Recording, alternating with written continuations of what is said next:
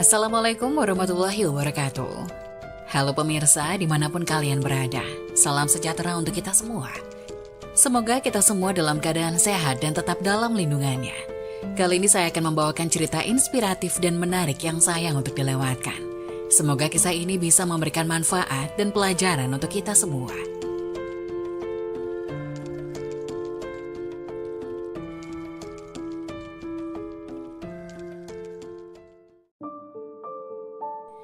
Wajib tahu, kebiasaan sholat tahajud dampaknya sangat luar biasa untuk kehidupan. Kebiasaan Rasulullah SAW melaksanakan sholat tahajud dapat dijadikan dasar hukum bahwa sholat tahajud adalah sunnah yang dikerjakan setelah tidur beberapa saat di malam hari, kemudian bangun saat pertengahan malam hari. Sholat tahajud adalah waktu untuk berkomunikasi kepada Allah Subhanahu wa Ta'ala, di mana umat Muslim dapat mencurahkan segala isi hati dan memohon pertolongan kepada Allah. Kedekatan antara Allah dan orang yang sholat tahajud niscaya dapat membuat hati dan pikiran menjadi lebih tenang dalam menghadapi kehidupan yang dinamis ini. Sebagaimana yang dijanjikan Allah, para mutahajidin akan mendapatkan derajat yang mulia di sisinya. Tidak sedikit orang yang telah merasakan dan membuktikannya. Kehidupan mereka menjadi lebih baik, tentram, selalu memperoleh jalan keluar dan kemudahan dalam setiap permasalahan. Bahkan mendapatkan keajaiban-keajaiban tertentu yang sulit ditangkap dengan nalar biasa. Pengetahuan akan keutamaan tahajud telah mengantarkan para pemiliknya senantiasa mendirikan sholat yang biasa disebut Qiyamul Lail ini seperti seorang pecandu. Seperti halnya Rasulullah SAW yang tidak pernah meninggalkan sholat tahajud dalam kondisi dan situasi apapun. Kemudian sekian banyak kisah para pecandu ini telah menjadi suri tauladan dan tempat pembelajaran bagi yang lainnya. Bahkan sebagian dari kita telah berkonsultasi kepada para pecandu tahajud karena didera masalah berat. Lalu solusi yang diberikannya ternyata hanya dengan mendirikan sholat tahajud ini. Setelah itu, apa yang terjadi? Tahajud telah menjadi pil ajaib yang menyembuhkan berbagai penyakit. Masalah kehidupan yang mereka alami berangsur pulih dan mendapatkan kemudahan dalam setiap permasalahan. Kesombongan terhadap Allah kini mulai mencair. Mereka lebih meyakini secara hak atas syariat dan janji Allah Subhanahu wa Ta'ala. Ada kisah dari seorang syekh yang ingin melakukan perjalanan dari Kairo untuk kembali ke Arab. Sebelum melakukan perjalanan tersebut, ia ingin mampir ke salah satu masjid di Kairo tempat ia melakukan ceramah di hari sebelumnya. Setibanya jam 2 malam, syekh itu menemukan orang di mihrab sujud sambil menangis. Dia merengek kepada Allah dalam sujudnya sampai syekh ini berkata, "Ya Allah, kabulkanlah permintaan orang ini." Walaupun dia belum mengetahui apa yang diminta oleh orang tersebut. Setelah selesai sholat, syekh itu mendekatinya dan berkata, "Masya Allah, doa apa ini? Luar biasa. Doa yang diikuti tangisan di sepertiga malam menjelang subuh. Allah turun ke langit bumi mengabulkan ini." Kemudian orang tersebut menjawab, "Demi Allah Syekh, istri saya sekarang lagi dirawat di rumah sakit dan saya harus bayar 14.500 pound Mesir. Kalau tidak bayar, istri saya tidak bisa dioperasi." Syekh itu pun menyuruh orang tersebut untuk tetap melanjutkan doa dan menikmati sujudnya, karena Allah tidak akan menyia-nyiakan orang yang ikhlas meminta kepadanya. Sampai di waktu subuh, seorang pengurus masjid menyuruh syekh itu untuk menjadi imam. Karena memakai mikrofon, maka suara syekh tersebut terdengar hingga keluar. Kemudian ada seorang pengusaha Mesir di apartemennya yang dekat dengan masjid dan dia suka mengikuti ceramahnya syekh ini. Keluarlah si pengusaha ini untuk sholat berjamaah di masjid. Begitu selesai sholat dia bilang, "Syekh, ahlan wa sahlan di Mesir. Saya salah satu penggemar Anda. Saya mau minta tolong satu hal Syekh. Saya sudah hitung zakat uang di perusahaan saya harus alokasikan 14.500 pound Mesir." Syekh pun menangis mendengar itu. Kemudian Syekh itu mencari dan memanggil orang yang menangis di sepertiga malam. "Ya Fulan, kesini, ceritakan masalahmu apa?" Kemudian ia menceritakan bahwa ia membutuhkan biaya atau uang sebesar 14.500 pound Mesir untuk biaya operasi istrinya. Seketika pengusaha itu menangis dan berkata, "Demi Allah Syekh, saya sudah 1 minggu taruh uang ini di lemari saya. Setiap hari istri saya bilang, turunkan, itu bukan hak kita, zakat itu keluarkan. Saya ingin mendapatkan satu orang yang saya kasih langsung daripada saya bagi-bagi. Saya mau satu orang yang saya kasih, selesaikan masalah dia dan Allah selamatkan saya di akhirat." Lantas diberikanlah uang 14.500 pound Mesir kepada orang yang membutuhkan tersebut. Terpenuhilah kebutuhan keduanya atas kuasa Allah Subhanahu wa Ta'ala.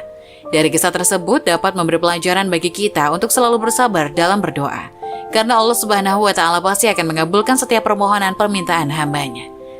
Selain itu, ada pula syarat sholat tahajud sebelum dan sesudah tidur.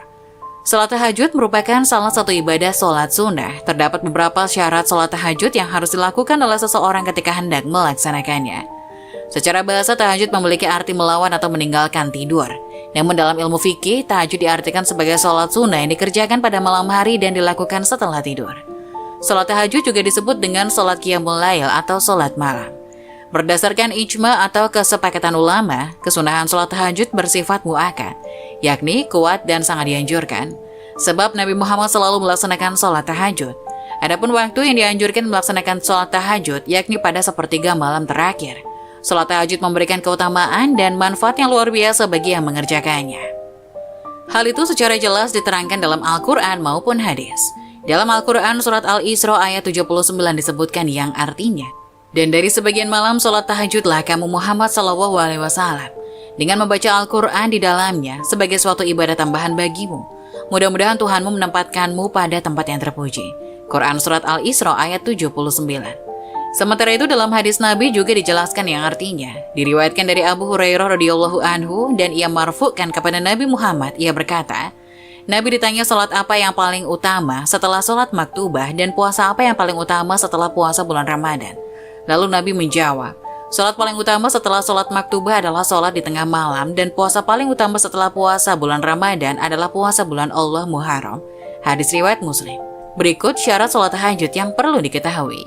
1. Dilakukan setelah sholat isya hingga fajar sidik atau menjelang waktu subuh. 2. Paling sedikit dilakukan sebanyak 2 rakaat, tidak ada batasan maksimalnya.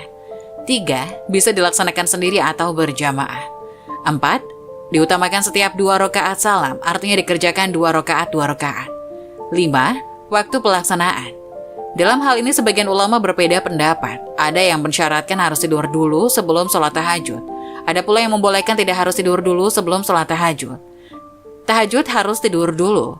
Salah satu ulama yang berpendapat seseorang harus tidur dulu sebelum sholat tahajud adalah Ar-Rafi'i, salah satu ulama pengikut Imam Syafi'i. Di dalam kitabnya Asy-Syahrul Qabil diterangkan, tahajud istilah untuk sholat yang dikerjakan setelah tidur.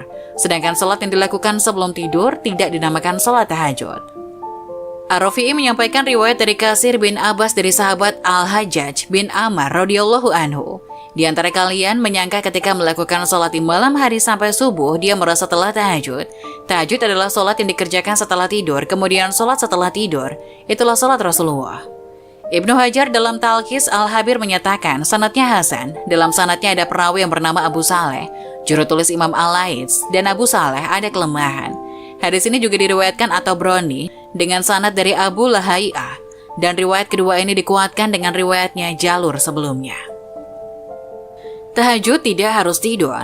Dalam kitab Hasyiyah Ad-Dasuki diterangkan sholat tahajud merupakan sebuah sholat yang dilakukan setelah isya, baik sesudah tidur maupun sebelum tidur.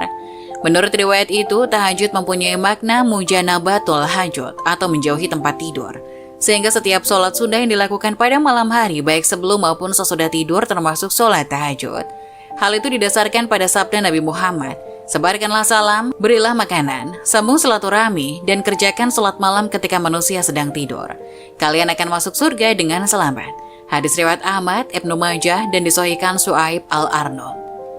Sementara itu, Abu Bakar Ibnul Arabi dalam Al-Mausu'ah Al-Fiqhiyah 1486 mengatakan, tentang makna tahajud ada 3 pendapat. Pertama tidur, kemudian sholat, lalu tidur lagi, kemudian sholat.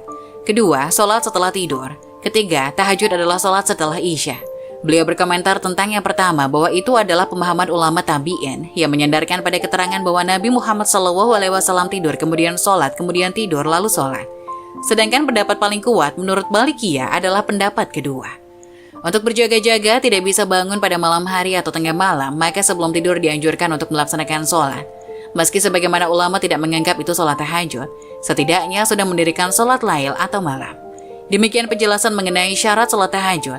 Semoga bisa menambah ilmu pengetahuan serta bisa mengamalkan atau mengerjakan sholat tahajud. Semoga penjelasan tadi dapat memberikan hikmah dan bermanfaat untuk penonton semuanya. Jangan lupa like, subscribe channel ini agar tidak ketinggalan info-info bermanfaat selanjutnya. Sekian dari kami, terima kasih. Wassalamualaikum warahmatullahi wabarakatuh.